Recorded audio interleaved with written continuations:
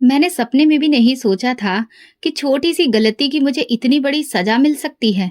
पहले मेरे ससुराल वालों ने मुझे घर से बेदखल कर दिया और आज भाभी मुझे दोबारा से ताने दे रही थी। वो मुझे मेरे अतीत की याद दिला रही थी, जबकि वो ये बात भी अच्छी तरह से जानती थी कि मेरा इसमें कोई भी कसूर नहीं था। मैंने अतीत में जो भी कुछ किया था, अपने घर वालों की मर्जी से किया था, लेकिन इसके बावजूद भी मेरे घर वालों ने मुझे बुरी तरह से धुतकार दिया था। अभी मैं किचन में बैठी खाना खा रही थी। मेरी भाभी वहां पर चली आई। उन्होंने मेरे मुंह के सामने से प्लेट हटाई और मेरे चेहरे पर एक जोरदार थप्पड़ मारते हुए कहने लगी, तुम्हारा पति कमा कर नहीं लाता जो तुम 3 वक्त अय्याशी करती हो। उसी वक्त ही मेरा भाई किचन में दाखिल हुआ और मुझे देखते हुए कहने लगा, क्या हो गया है, क्यों शोर मचाया हुआ है। मेरी आंखों में आंसू देखकर उसने मुझसे नजरें चुरा ली। इससे पहले कि मैं कुछ बोलती, भाभी पहले ही बोल पड़ी, अरे मैंने इसे सिर्फ और सिर्फ ये कहा कि खाना खाने के बाद बर्तन धो देना, लेकिन इसने मेरे साथ बदतमीजी शुरू कर दी। आप खुद ही बताइए कि मैं ये सब कैसे बर्दाश्त कर सकती हूँ। एक तो हमने इसे अपने घर में रखा हुआ है और दूसरा ये मुझे ही आंखें दिखाती है। मैं आपको बता रही हूँ, अगर ऐसा ही चलता रहा तो मैं बहुत जल्द इसे घर से बेदखल कर दूंगी। मैं हैरान थी कि अगर किसी दिन उनकी अपनी बेटी के साथ ऐसा सुलूक हुआ तो वो क्या करेंगी। मेरी भाभी उस वक्त किसी शैतान से कम नहीं लग रही थी। भाई ने हमेशा की तरह भाभी की बात पर यकीन करने का फैसला किया और मुझे आंखें दिखाते हुए कहने लगे, मैं तुम्हें जितना मासूम समझता हूँ, तुम इतनी मासूम हो नहीं, तुम भी अंदर से बुरी हो। अब मेरी आंखों से आंसू टूट कर गिरने लगे थे। कोई भी मुझ पर यकीन नहीं करता था। यहाँ तक कि मेरी अपनी माँ भी मुझे गालियां देती थी और कहती थी कि अगर तेरी भाभी तेरे साथ बुरा सुलूक करती है तो इसमें सारी गलती तेरी अपनी है। तू ऐसी हरकतें ही ना किया कर कि जिससे तेरी भाभी को गुस्सा चढ़े। मेरे सामने से खाना उठाने के बाद मेरी भाभी वहां से चली गई। मैं जो एक दिन से भूखी थी वहीं पर बैठी की बैठी रह गई। मुझ पर एक बहुत ही बड़ी मुसीबत आई हुई थी, जिस मुसीबत को मैं बहुत ही सब्र से झेल रही थी।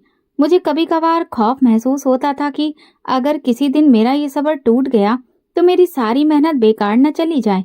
शाम का वक्त था। मैं भाभी के बच्चों के साथ खेल रही थी। अचानक ही उनके बेटे को ठोकर लगी और वो मुंह के बल जमीन पर गिर गया। उसकी नाक से खून बहने लगा। मैं ये देखकर बहुत ज्यादा परेशान हो गई। मैं भागी हुई उसके पास गई और उसे जल्दी से जमीन से उठाया।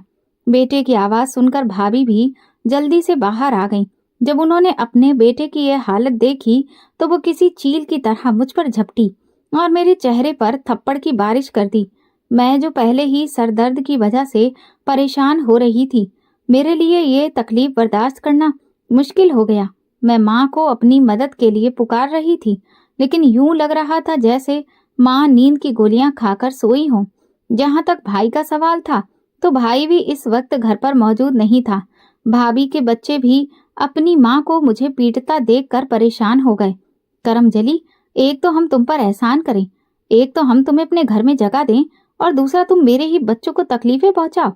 करमजली, अब मैं तुझे इस घर में एक लम्हे के लिए भी बर्दाश्त नहीं करूंगी। अभी और इसी वक्त मेरे घर से निकलो। भाभी ने मुझे जमीन से उठाया और मेरा हाथ पकड़कर मुझे घर से बाहर धकेलने लगी। मैं खुद को उनसे छुड़वाने की कोशिशों में परेशान हो रही थी। उन्होंने मुझे मजबूती से पकड़ रखा था। चंद ही लम्हों के बाद उन्होंने मुझे धक्का देकर घर से बाहर निकाल दिया और मुझे कहने लगी कि यहाँ से दफा हो जाओ, अपने पति के पास जाओ। सिर्फ वही है जो तुम्हें बर्दाश्त कर सकता है। मैं जोर जोर से दरवाजा बजाने लगी और भाभी को कहने लगी कि मुझ पर इतना बड़ा जुल्म मत करें। आप बहुत अच्छे तरीके से जानती हैं कि मेरा पति तो इस वक्त खुद दूसरों की मदद पर पड़ा हुआ है। अरे वो अपनी मदद नहीं कर सकता, वो मेरी मदद कैसे करेगा। भाभी, मुझ पर रहम करें, दरवाजा खोल दें। पहले ही मुझ पर तमाम दरवाजे बंद हो चुके हैं। अगर आप ये दरवाजा भी मुझ पर बंद कर देंगी तो मैं बिल्कुल बेबस हो जाऊंगी। भाभी, कुछ तो रहम करें। मैं उस घर के सामने ही बैठ गई और रिक्वेस्ट करने लगी। अचानक ही मुझे अपने पीछे एक मर्दाना आवाज सुनाई दी, दुनिया वाले दरवाजा बंद कर दें तो हिम्मत नहीं हारनी चाहिए। पहले तो मैं हैरान हुई। जब मैंने पलट कर देखा तो मेरी आंखें चंद लम्हों के लिए ठहर गईं। वहां पर एक मर्द खड़ा था। उसने अपनी नजरें झुकाई हुई थीं और निहायत ही शराफत के साथ बात कर रहा था। मेरी आंखों से तेजी से आंसू बहने लगे। मैंने उसे कहा कि 3 साल हो गए हैं, मैं ये मुसीबत बर्दाश्त कर रही हूँ, मगर अब मुझे यूं लग रहा है जैसे मेरी हिम्मत जवाब देने लगी है। अपने आप को मजबूत कर लो, हो सकता है तुम्हारी मुश्किलें खत्म होने वाली हों और तुम्हारा अच्छा वक्त शुरू होने वाला हो। तुम बस मायूस ना हो, अपने लिए प्रयास करती रहो, तुम्हारे लिए जरूर अच्छा होगा। मैंने उससे पूछा कि तुम हो कौन, क्या तुम मुझे जानते हो? मेरी बात सुनकर उसके चेहरे पर एक हल्की सी मुस्कुराहट आ गई। उसने तेजी से ना में सर हिलाया और मुझे कहने लगा, नहीं, मैं तुम्हें नहीं जानता। उसके बाद उसने मुझसे कोई भी बात नहीं की और खामोशी से वहां से चला गया। मैं उसकी पीठ को देखती रही जब तक वो मेरी नजरों के सामने से ओझल नहीं हुआ। तब तक मैं वहीं पर खड़ी रही। उसकी बातों से मुझे हिम्मत मिली थी और मेरे दिल में दोबारा से उम्मीद की किरण जागी थी। मेरा वजूद दोबारा से पुख्ता होने लगा था। अब मेरा इरादा अपने पति के पास जाने का था। मैं देखना चाहती थी कि वो आखिर किस हाल में है। पिछले 1 महीने से मैंने उसके पास चक्कर नहीं लगाया था। दिल में कहीं ये ख्वाहिश भी दबी हुई थी कि उसे होश आ गया हो। मैंने कदम उठाया ही था, मुझे याद आया मेरे पास तो पैसे ही नहीं हैं। फिर जल्दी से मोहल्ले की एक औरत के पास गई, उससे कुछ पैसे उधार लिए। वो मुझे पैसे देने के लिए राजी नहीं हो रही थी, क्योंकि वो बहुत अच्छे तरीके से जानती थी कि मेरे पास एक फूटी कौड़ी भी नहीं होती और मैं अपने भाई के रहमो करम पर हूँ। मैंने उससे झूठ बोला और उससे कहा कि मेरे पति को होश आ गया है, मैं उससे मिलने के लिए जा रही हूँ, तुम फिक्र मत करो, मैं तुम्हें डबल पैसे वापस करूंगी। लालच में आकर वो मुझे पैसे देने के लिए राजी हो गई। पूरा रास्ता मैं परेशान रही कि मेरे पति को होश आ गया हो, क्योंकि अब मैं उसे हंसते खेलते और बोलते हुए देखना चाहती थी। थोड़ी ही देर के बाद मैं अस्पताल पहुंच गई। जब मैंने नर्स से अपने पति के बारे में पूछा तो वो परेशान नजर आने लगी। उसने कहा कि तुम थोड़ी देर यहाँ पर ठहरो, मैं डॉक्टर से बात करती हूँ, फिर मैं तुम्हें इस बारे में बताती हूँ। वो वहां से चली गई, जबकि मैं बाहर ही बेचैनी से इंतजार करने लगी। काफी देर बाद जब वो वापस आई तो उसके चेहरे पर उदासी फैली हुई थी। उसने मुझे कहा कि तुम्हारे पति की थोड़ी ही देर पहले मौत हो गई है। नर्स की बात सुनकर मुझे लगा कि किसी ने मुझसे मेरे घर की छत छीन ली है। मैंने तेजी से नहीं में सर हिलाया और पागलों की तरह चिल्लाते हुए कहा, नहीं, ऐसा नहीं हो सकता। मेरा पति मुझे इस दुनिया में तन्हा छोड़कर नहीं जा सकता। मैं उसे ऐसा नहीं करने दूंगी। क्या उसे पता नहीं है कि मैं कितनी तकलीफ में हूँ? क्या उसे ये अंदाजा नहीं है कि मैं इस जमाने के लोगों की बातें कितनी मुश्किल से बर्दाश्त कर रही हूँ? मेरे साथ वो ऐसा कैसे कर सकता है? मैंने उसी नर्स का हाथ पकड़ लिया और रोते हुए कहने लगी, नर्स मेरी मानसिक हालत को बहुत अच्छी तरीके से समझ रही थी। उसने मुझे तसल्ली दी और सब्र करने को कहा। मैंने इंतहाई गुस्से से उसकी तरफ देखा और उसे चिल्लाते हुए कहा कि सब लोग ही मुझे सब्र करने के लिए कहते हैं, नहीं होता मुझसे और सब्र। थक गई हूँ मैं सब्र कर करके। शायद वो भी ये समझ रही थी कि मैं ड्रामा कर रही हूँ। वो परेशान होकर वहां से चली गई। मैं भागी हुई इस कमरे में गई जहां पर मेरा पति आंखें बंद किए हुए लेटा था। मैं बेयकीनी से उसके वजूद को देख रही थी और अपनी किस्मत को कोसने लगी कि आखिर उसकी किस्मत इतनी खराब कैसे हो सकती है। एक मुश्किल खत्म होने के बाद दूसरी मुश्किल शुरू हो गई। उस वक्त मैं सारी बातें भूल गई थी। मैं ये भी भूल गई थी कि मायूसी जहर है। इंसान को कभी भी मायूस नहीं होना चाहिए, बल्कि अपने उम्मीद को जिंदा रखना चाहिए। मैं अपने पति के पास जाकर बैठ गई और उसे पकड़कर झंझोड़ने लगी। करीब खड़ी नर्स ने जब ये सब कुछ देखा तो वो मेरे पास आई और मुझे कहने लगी, क्या हो गया है? इस तरह का सुलूक क्यों कर रही हो? बॉडी को तकलीफ हो रही होगी। मैंने नफरत से उसके चेहरे की तरफ देखा और उससे कहा कि मेरे पति को मुर्दा मत कहो, मेरा पति जिंदा है, ये मुझे छोड़कर नहीं जा सकता। ये कहकर मैंने उसके सीने पर सर रख दिया और दोबारा से रोने लगी। उस वक्त मेरा दिल बहुत ही तकलीफ में था। आंसू मेरी आंखों से तेजी से बह रहे थे और फिर थोड़ी ही देर के बाद कुछ ऐसा हुआ कि मैं दंग रह गई। मैं बचपन से ही बहुत नेक थी और बहुत सीधी थी। छोटी छोटी गलतियां करना भी मुझे गुनाह लगता था और मेरे दिल में हमेशा यही डर रहता था कि कहीं ऐसा वो किसी का दिल दुखा दे कि कोई मुझसे नाराज हो जाए। मैं सारा दिन बैठी रोती रहती थी। अम्मा जब ये देखती तो मुझे तसल्लियां देती, लेकिन अम्मा की बात सुनकर मैं कह देती कि पता नहीं क्यों मुझे लग रहा है कि मेरी किस्मत मुझसे नाराज हो गई है। अम्मा मुझे सीने से लगा लेती और मुझे तसल्ली देते हुए कहती कि फिक्र मत करो, सब ठीक हो जाएगा। कभी कभार अम्मा मुझे कहती थी कि मैंने सुना है कि जो लोग हार नहीं मानते, हालातों से किस्मत उनका साथ देती है। अम्मा की बात सुनकर मैं जोश से कहती थी कि मैं सारी परेशानियां सह लूंगी। मेरी बातें सुनकर अम्मा का दिल दहल जाता था और वो फौरन अपने दिल पर हाथ रख के मुझे कहती थी कि इतनी बड़ी बड़ी बातें मत किया करो। एफएफसी के इम्तिहान देकर मैं निपटी तो घर में भाई की शादी की तैयारी होने लगी। भाई अपनी मर्जी से शादी कर रहा था और जो लड़की उन्होंने चुनी थी वो लड़की हद से ज्यादा मॉडर्न थी। उस वक्त मेरे पिता भी जिंदा थे। जब पापा को उस लड़की के घर वालों के बारे में पता चला तो पापा ने सख्ती से इनकार कर दिया और भाई से कहा कि अगर उन्होंने पापा की मर्जी के खिलाफ शादी करने की कोशिश की तो वो उन्हें घर से बाहर निकाल देंगे। भाई पर उस वक्त फितूर चढ़ा हुआ था। उन्होंने अम्मा को साफ साफ कह दिया कि अगर वो शादी करेंगे तो सिर्फ इसी लड़की से ही करेंगे और अगर इसके लिए उन्हें अपना घर छोड़ना पड़ा तो वो पीछे नहीं हटेंगे। मैं भाई का ये रूप जिंदगी में पहली बार देख रही थी और मुझे बहुत ताज्जुब हो रहा था। पापा ने अपनी सारी जिंदगी भाई के लिए लगा दी थी। वो भाई की हर ख्वाहिश मुंह से निकलने से पहले ही पूरी कर देते थे। मुझे अच्छी तरह से याद था कि एक बार भाई को मोटरसाइकिल दिलाने के लिए उन्होंने अपनी सबसे कीमती जमीन बेच दी थी। इस जमीन से वो बहुत मोहब्बत करते थे।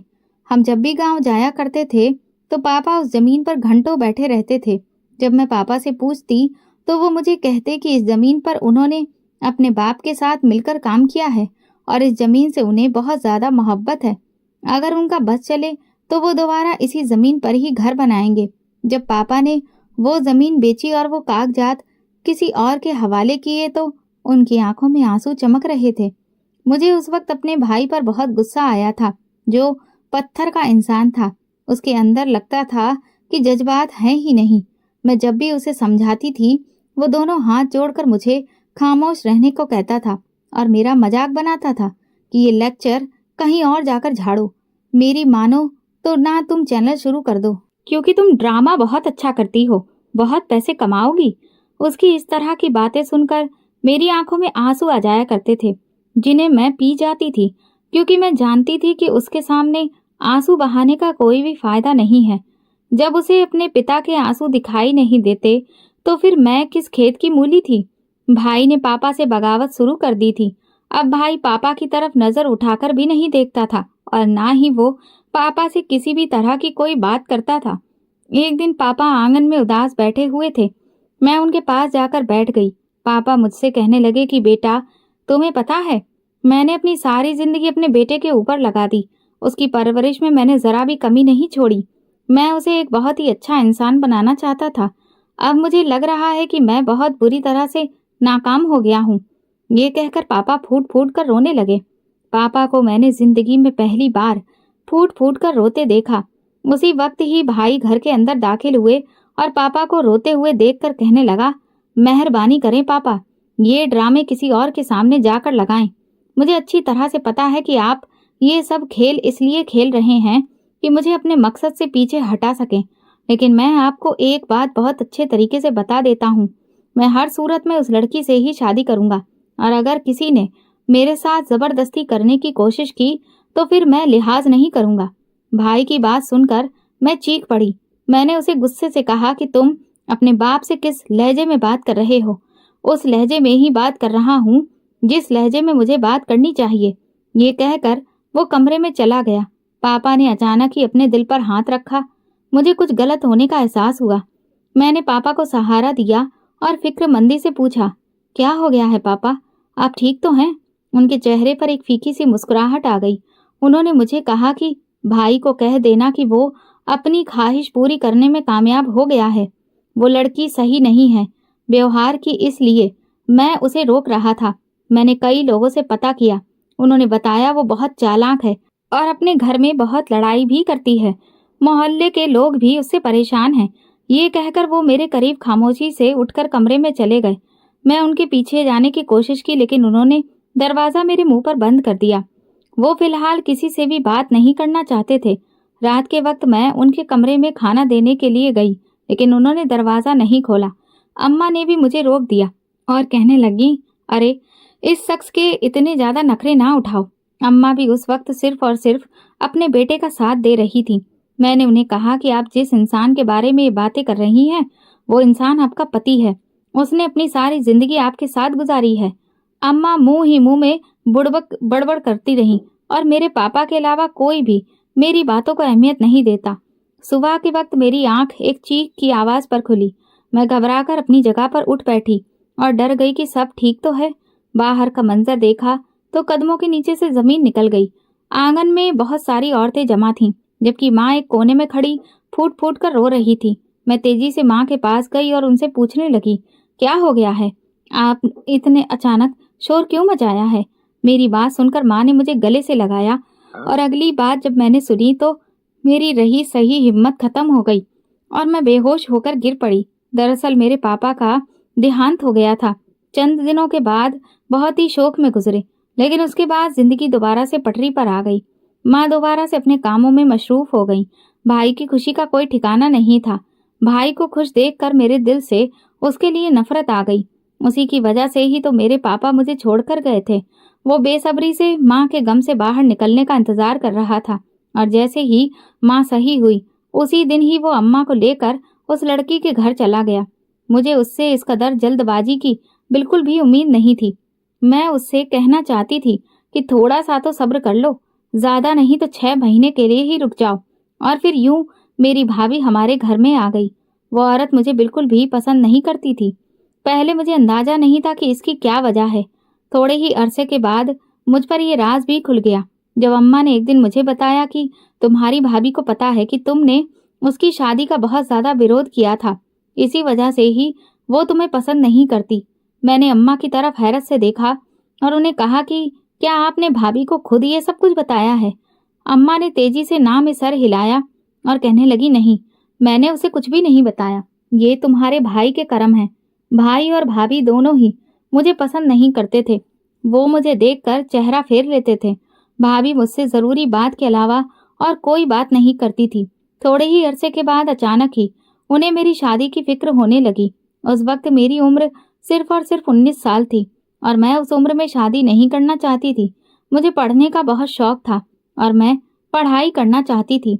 एक दिन मैं अपने कमरे में बैठी किताब पढ़ रही थी कि अचानक ही दरवाजे पर दस्तक हुई और अंदर दाखिल होने की इजाजत दी तो भाभी मुस्कुराते हुए मेरे कमरे के अंदर दाखिल हुई।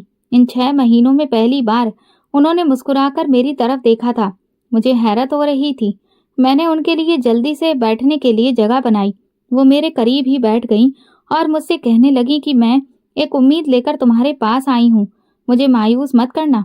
वो बेवजह मुस्कुराते हुए मुझसे बात कर रही थी, लेकिन उनके लहजे की चुभन को मैं बहुत अच्छी तरीके से नोट कर रही थी।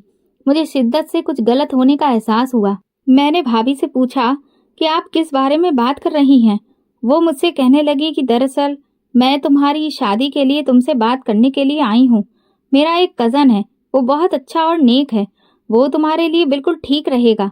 अगर तुम हाँ कर दो तो क्या मैं तुम्हारे लिए रिश्ते की बात चलाऊं? भाभी की बात सुनकर मैं तड़प उठी। मैंने तेजी से ना में सर हिलाया और उन्हें कहा कि नहीं, ऐसा ना करें। आपको अच्छी तरीके से पता है कि मैं पढ़ाई करना चाहती हूँ। मेरी पढ़ाई में शादी को रुकावट ना बनाएं। वो एकदम ही गुस्से में आ गई और मुझसे कहने लगी कि मेरे पति के पास इतने पैसे नहीं है कि वो तुम्हारे नखरे उठाए। एक तो हम तुम पर एहसान कर रहे हैं और तुम्हारी शादी एक बहुत ही अच्छे तरीके से कर रहे हैं, और दूसरा तुम हमें ही नखरे दिखा रही हो। मैंने अपनी भाभी को कहा कि आपका पति मेरा भाई भी है और आप मुझ पर किसी किस्म का कोई एहसान नहीं कर रही हैं, बल्कि मेरा पूरा पूरा हक है इस घर पर। मैं भी हक रखती हूँ और पापा की जायदाद पर भी मैं हक रखती हूँ, इसलिए मुझे दोबारा ये ताना देने की कोशिश मत कीजिएगा। मैंने उन्हें इंतहा गुस्से से कहा और अपने कमरे से चले जाने का इशारा किया। मैं नहीं जानती थी कि मुझे उसकी कितनी बड़ी सजा भुगतनी पड़ेगी। शाम के वक्त मेरा भाई इंतहा गुस्से से मेरे कमरे में आया और मुझ पर चीखते हुए कहने लगा, तुम्हारी हिम्मत भी कैसे हुई मेरी बीबी के साथ बदतमीजी करने की? मैंने अपने भाई को कहा कि उसके साथ मैंने किसी भी किस्म की कोई बदतमीजी नहीं की, बल्कि मैंने सिर्फ और सिर्फ अपने हक के लिए आवाज उठाई और शिक्षा हासिल करना मेरा हक है। जहाँ तक पैसों का सवाल है तो आप पैसों की फिक्र मत करें।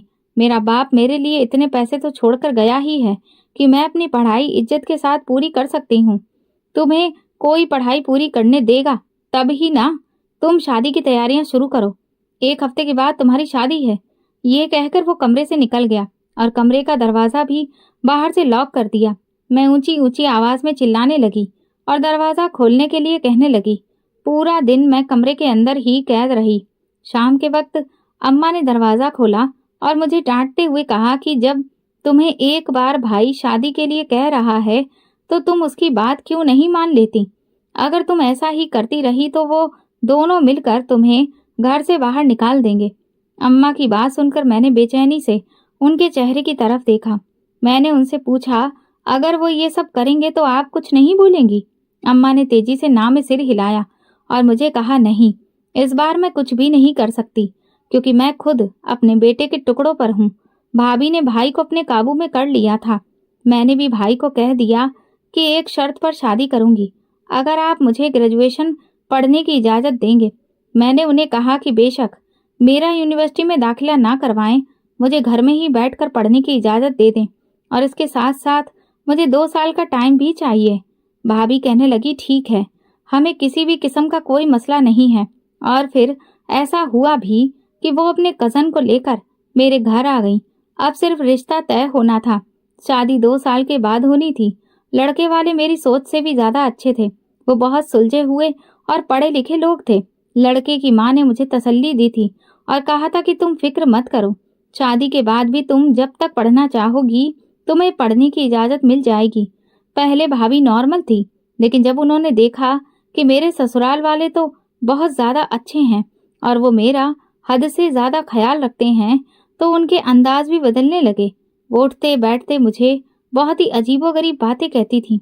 कभी कभार तो वो मुझे ये भी कहती थी कि लगता है कि तुम्हारा इन लोगों के साथ पहले ही कोई रिश्ता था, इसी वजह से तो वो लोग तुम्हारे दीवाने हो गए हैं। मुझे भाभी की बातों से कोई फर्क नहीं पड़ता था। मैं तो खुश थी कि मुझे इतने अच्छे लोग मिल गए हैं। जब सास ने मुझसे कहा कि मैं शादी के बाद यूनिवर्सिटी जा सकती हूँ, तो उस दिन मेरी खुशी की कोई इंतहा ही नहीं थी। मैंने अपने भाई को कह दिया कि आप मेरी जल्द से जल्द शादी कर दें, मुझे शादी करने में कोई भी मसला नहीं है।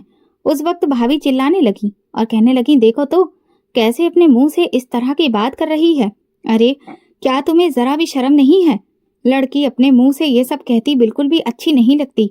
मैंने आश्चर्य से भाभी के चेहरे की तरफ देखा और उन्हें कहा कि अगर आपको याद हो तो कुछ अरसे पहले आप भी मुझसे यही बात कर रही थी और मेरी मिन्नतें कर रही थी कि मैं हाँ कर दूं, और अब जब मैं खुद ही हाँ कर रही हूँ तो फिर आप ये ड्रामे लगाने का क्या मकसद है? देखा आपने ये मुझसे कितनी बदतमीजी करती है। भाभी दोबारा से भाई की तरफ शादी 1 हफ्ते के बाद तय कर दिया जाएगा। मैं भी अब तुम्हें इस घर में और बर्दाश्त नहीं कर सकता। ये कहकर वो वहां से चले गए। उनकी बातों से अब मुझे तकलीफ नहीं पहुंचती थी। भाभी मेरे पास आई और मेरी आंखों में देखते हुए कहने लगी, तुम्हें क्या लगता है कि मैं तुम्हें इतनी आसानी से खुशियां एंजॉय करने की इजाजत दे दूंगी? मैंने उन्हें कहा कि आप मेरा कुछ भी नहीं बिगाड़ सकती और आपकी सारी चालें नाकाम हो जाएंगी। 2-3 दिन रहते थे कि शादी को मैं छत पर गई। कपड़े फैलाने के लिए मुझे ये सब करने के लिए भाभी ने ही कहा था। जैसे ही कपड़े फैलाकर फ्री हुई, अचानक ही एक लड़का फलांग कर मेरी छत पर आ गया। उसे देखकर मैं घबरा गई। मैंने उससे पूछा कि तुम कौन हो और यहाँ पर क्या कर रहे हो? वो ऊंची ऊंची आवाज में कहने लगा, अरे तुमने खुद ही तो मुझे बुलाया था और अब खुद क्यों मुकर रही हो? मुझे लग रहा है कि तुम घबरा रही हो, लेकिन मेरे होते हुए तुम्हें घबराने की जरूरत नहीं है। हम दोनों ने एक दूसरे के साथ सच्ची मोहब्बत की है और अब जब अपनी मोहब्बत के लिए आवाज उठाने का वक्त आया है तो फिर शर्म कैसी? माँ भी छत पर ही मेरे साथ मौजूद थी। मैंने खौफ से माँ के चेहरे की तरफ देखा। माँ ने उस लड़के को कहा कि तुम जो कोई भी हो यहाँ से दफा हो जाओ। उसी वक्त ही भाभी वहां पर चली आई और शोर मचाते हुए कहने लगी, अरे देखा, मैं कहती थी कि इस लड़की के लक्षण मुझे ठीक नहीं लगते, लेकिन कोई भी मेरी बात पर यकीन नहीं करता था। भाई भी वहां पर चला आया और फिर भाभी ने अपने पास से कहानी बनाकर भाई को सुनाई। वो लड़का भी भाभी का साथ दे रहा था। तीनों एक तरफ हो गए थे। मैंने बेयकीनी से माँ के चेहरे की तरफ देखा। वो बोली, अगर मैं तुम्हारी तरफ से बोलती फिर तुम्हारी भाभी मेरा जीना हराम कर देती। तुम्हें पता है कि मुझे इस उम्र में लड़ाई झगड़ों से बहुत ज्यादा डर लगता है। मैं बस खामोशी से मामला निपटाना चाहती थी। मैंने माँ की तरफ शिकायती नजरों से देखा और उन्हें कहा कि या तो आप मेरी सगी माँ नहीं हैं या फिर आपको मुझसे मोहब्बत नहीं है। एक हफ्ते से मैं जिस आदमी के साथ अपनी जिंदगी गुजारने के सपने देख रही थी, वो सारे सपने चकनाचूर हो गए थे। मेरा रिश्ता कहीं और तय हुआ था और मेरी शादी फिर किसी और लड़के के साथ हो गई थी। जब वो आदमी मुझे अपने साथ लेकर अपने घर गया, तब मैं बहुत ज्यादा घबरा रही थी। उसकी माँ मुझे देखकर गुस्से से उससे पूछने लगी कि ये लड़की कौन है। मुझे ये ना कहना कि तूने इस लड़की से शादी कर ली है। माँ, तुम बिल्कुल ठीक सोच रही हो। मैंने इस लड़की से शादी कर ली है और आज से ये मेरी बीवी है। इसको घर में बिल्कुल वैसी ही इज्जत मिलनी चाहिए जैसी इज्जत की ये हकदार है। और अगर किसी ने भी इसके साथ बदतमीजी करने की या इसे तकलीफ पहुंचाने की कोशिश की तो मैं खुद ही उसे देख लूंगा। फिलहाल मैं एक जरूरी काम से जा रहा हूँ। वापस आकर आपको सारी बात बताता हूँ। उसने अपनी बहन को आवाज दी। उसकी बहन मुझे उसके कमरे में लेकर चली गई। वो एक बहुत ही बड़ा कमरा था और ये घर भी काफी बड़ा था। वो लोग अच्छे खासे मालूम हो रहे थे। उसके घर वाले भी काफी सुलझे हुए थे। पता नहीं उस इंसान ने मेरे साथ इतना बड़ा जुल्म क्यों किया था। रात के वक्त जब वो कमरे में आया तो वो बहुत ज्यादा शर्मिंदा लग रहा था। वो मेरे करीब बैठ गया और उसने मेरे सामने हाथ जोड़ दिए और मुझसे माफी मांगते हुए कहने लगा कि मुझे माफ कर दो। मैंने तुम्हारे साथ बहुत बड़ी नाइंसाफी कर दी है। मैंने शिकायती नजरों से उसके चेहरे की तरफ देखा। मैंने उससे पूछा कि आखिर तुमने मेरे साथ ये सब क्यों किया है। मैं तुम्हारी भाभी का क्लास फेलो था। तुम्हारी भाभी से मेरी अच्छी खासी दोस्ती भी थी। उसी से मिलने के लिए एक बार मैं तुम्हारे घर आया था। उस दिन मैंने तुम्हें देखा था तो मुझे पहली ही नजर में बहुत अच्छी लगी थी। मैंने तुम्हारी भाभी से इस बारे में बात की, लेकिन तुम्हारी भाभी ने साफ इनकार कर दिया। उसे डर था कि अगर मेरी तुमसे शादी हो गई तो उसकी हकीकत भी सब लोगों के सामने आ जाएगी और इसी वजह से उसने मुझे टाल दिया और फिर तुम्हारा रिश्ता उसने किसी और जगह पर कर दिया। लेकिन थोड़े ही अरसे के बाद उसे अंदाजा हो गया कि तुम्हारे ससुराल वाले बहुत अच्छे हैं और उसके पति से ज्यादा पैसे तुम्हारा पति कमाता है। ये बात अब उसे हजम नहीं हो रही थी। उसे अपनी गलती का एहसास हो रहा था। वो तुम्हें किसी ऐसी जगह पर फेंकना चाहती थी कि जहां पर तुम्हारे लिए जिंदगी गुजारना मुश्किल हो जाए। इसीलिए उसने ये प्लान बनाया और मुझे भी इस प्लान में शामिल कर दिया। उस वक्त मेरे दिमाग में सिर्फ और सिर्फ एक चीज थी कि मैं बस तुम्हें किसी तरह से हासिल कर लूं, क्योंकि मैं तुमसे बहुत मोहब्बत करता था। मैंने अब तुमसे शादी तो कर ली है, लेकिन अब मुझे अपनी गलती का भी एहसास हो रहा है कि मुझे तुम्हारे साथ इतनी बड़ी ज्यादती नहीं करनी चाहिए थी। उसने मेरा हाथ पकड़ा और मुझे तसल्ली देते हुए कहा कि फिक्र मत करो, मैं तुम्हारे घर वालों को इस हकीकत के बारे में जाकर बता दूंगा। मैं उन्हें सब सच बता दूंगा कि इसमें तुम्हारा कोई भी कसूर नहीं है। तुम्हारी भाभी ने ही एक चाल चली थी। उसने एक तस्वीर मेरे सामने की जिसमें वो मेरी भाभी के साथ बैठा हुआ था। उसने मुझे मुस्कुराते हुए कहा कि इन तस्वीरों को भी मैंने सबको दिखाना है। मुझे यकीन है कि ये तस्वीरें देखने के बाद तुम्हारे भाई को अपनी बीवी से नफरत हो जाएगी। उस शख्स की बातें सुनकर मैं एक लम्हे के लिए बहुत ज्यादा खौफजदा हो गई थी। वो शख्स मेरी सोच से भी ज्यादा खतरनाक था। मैंने उससे कहा कि मेरे साथ जो कुछ भी होना था वो तो हो ही गया है। तुम अच्छे इंसान मालूम होते हो। अगर तुम मुझसे कहो कि सारी जिंदगी मेरे साथ वफा करोगे और मेरी जरूरतों का ख्याल भी रखोगे तो फिर मुझे किसी भी चीज की जरूरत नहीं है। दरअसल मेरी एक अच्छी आदत ये थी कि मैं बहुत जल्दी ही हालात को कबूल कर लेती थी।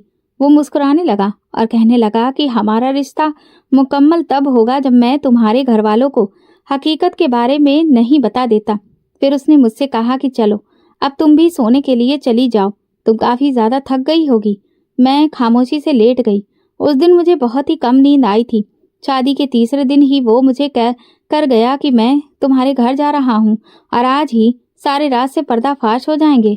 लेकिन शाम के वक्त मुझे जो खबर मिली वो सुनकर मुझे लगा कि मेरे कदमों के नीचे से जमीन निकल गई है। मेरे पति का बहुत ही बुरी तरीके से एक्सीडेंट हो गया था। मैं भागी हुई अस्पताल गई तो मुझे पता चला कि वो कोमा में चला गया है।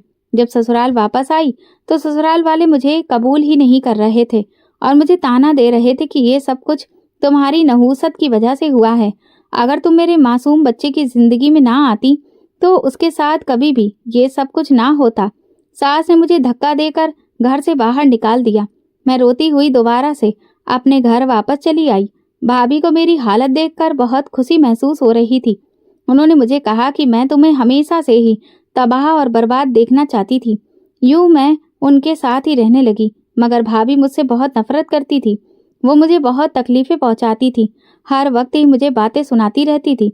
मैं सारे घर का काम करती थी, लेकिन उसके बावजूद भी मुझे गालियां सुनने को मिलती थी। भाई भी मेरी तरफ देखना भी पसंद नहीं करता था और माँ तो भाभी के खिलाफ कुछ भी नहीं कहती थी। उन्हें यही डर लगा रहता था कि कहीं ऐसा ना हो कि अगर वो मेरा साथ दे दे तो भाभी उनके साथ कुछ बुरा करने लग जाए। इस दौरान ही 3 साल गुजर गए और फिर 3 सालों के बाद भाभी ने मुझे धक्का देकर घर से बाहर निकाल दिया। मैंने हैरत से गर्दन उठाकर देखा तो मेरा पति मुझे देखकर मुस्कुरा रहा था। उसने मुझसे कहा कि वो हाथ थाम लो। उसकी बात सुनकर मैंने बेयकीनी से उसके चेहरे की तरफ देखा। हैरत की बात यह थी कि अब कमरे में कोई भी मौजूद नहीं था। ना ही वहां पर कोई नर्स थी और ना ही कोई मशीन थी। सिर्फ एक बिस्तर था जहां पर मेरा पति लेटा हुआ था और मैं उसके करीब बैठी हुई थी। मेरे पति ने मुझे दोबारा से कहा कि वो हाथ थाम लो। वो हाथ थाम लोगी तो तुम्हारी जिंदगी में दोबारा से खुशियां आ जाएंगी। ये कहकर उसने दोबारा से आंखें बंद कर ली और फिर उसके साथ ही मेरे वजूद को झटका लगा। मैंने देखा कि मैं इस वक्त अपने पति के बेड पर सर टिकाकर बैठी हुई थी। करीब ही वही शख्स खड़ा था जो मुझे गली में मिला था। मैं रोते रोते वहीं पर सो गई थी और थोड़ी देर पहले जो मैंने देखा था वो एक ख्वाब था। तब मुझ पर यह राज खुल गया कि ये शख्स वही इंसान था जिसका रिश्ता भाभी पहले लेकर आई थी। ये शख्स मुझे बहुत पसंद करता था, लेकिन जब उसको ये पता चला कि मेरी शादी किसी और के साथ हो गई है तो ये मायूस हो गया। मगर उसके दिल से मेरी मोहब्बत खत्म नहीं हुई थी। वो 2 साल से कुंवारा है। उसने किसी भी औरत की तरफ नजर उठाकर नहीं देखा था। मुझे देखकर उसने दोबारा से निगाहें झुका ली और मुझे कहने लगा कि मेरे साथ चलें।